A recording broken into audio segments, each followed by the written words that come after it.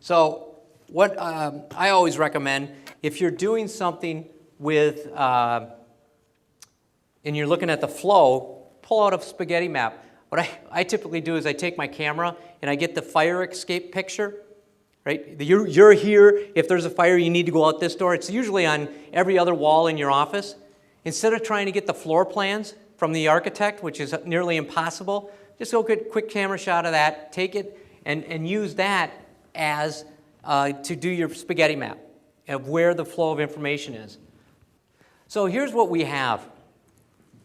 The patient comes in, they sit in the waiting room.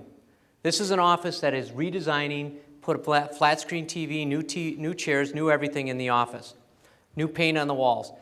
The exam room and the bathrooms there on the left-hand side, that little room in between is the phlebotomist room. They have one draw station. And the phlebotomist comes out and at every 5 minutes or so, every 10 minutes, comes out, looks to the left, looks to the right, looks down the hallway. And what is she looking for? Patients, the red flag, right? They have that, yep, the flag system. They flip out, which is, red, blood, makes sense. Took me a long time to break that code, you guys. But you have that, and so she's running out, and by 10 o'clock, the waiting room's packed, and they're backed up, right? And so it's like you got the waiting room, you got the rooms, then you have the phlebotomist. You're putting it into a funnel and nothing's going through, right? So they've created this barrier and they couldn't figure out why it was happening. And I said, so I pulled the exam, in that room on top of the phlebotomist room is exam 10. And I pulled the manager in and I did the 5 whys with her. And I said, here's what I said, my second day here, here's a quick idea. What I'm seeing, you're backed up all the way out to the lobby by 10 o'clock. That's because the phlebotomist it takes 5 minutes, but that if you've got 5 people waiting for blood, it's going to be 25 to 30 minutes if I'm that last person, right? And in your office, what's gold? The exam room, right? You want to flow them through. So I said, why wouldn't you just take this room 10 and put a bunch of stalls and draw stations in there and go from there? And you can say to the patient, you need to get your blood drawn, walk around the corner, and go see the lab. And they'll put you in a draw station and they'll draw your blood. And then you could do like a part-time part-time phlebotomist from 10 till 2 during your heaviest points and see what happens. Just do that part, for a month and see if that impacts the flow. Well, we can't do that.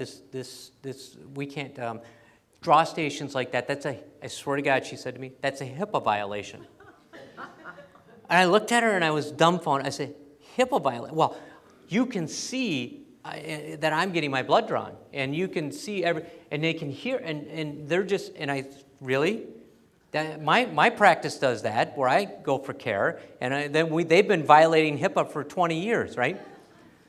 So she finally broke down and said, well, we can't, she goes, what do you want to do? And I said, well, what I love to do on any project is I want to tear down a wall or move offices, because if you don't do any of that, then you really haven't changed the environment and people go back to their old habits, right?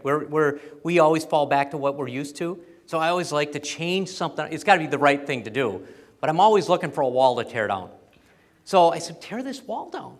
And you could have this huge lab, and you could have 4 to 6 draw stations, and you would automatically free up those rooms like that. And that would give you probably 5 to 10 additional patients without having to add anything but a part-time FTE for a phlebotomist. She looks at me and shakes her head, and she got real quiet. And she said, this is the Clint Eastwood room. I said, what? She goes, this is the Clint Eastwood room. I said, well, okay, I'm sorry. You're going to have to connect the dots for me. And she said, well, have you seen the movie Gran Torino? I said, yeah. This is the room that Clint Eastwood was in the movie when he was told he had cancer. I said, you realize that's just a movie, right? It wasn't anything monumental here. So they became a shrine. Room 10 became a shrine for Clint Eastwood. And then it all dawned on me. Then I started asking questions. Voice of the customer, right? Yeah, our patient satisfaction scores told us our lobby was messy and dirty and we needed to upgrade it. Okay, why was the patient concerned about the lobby? Right.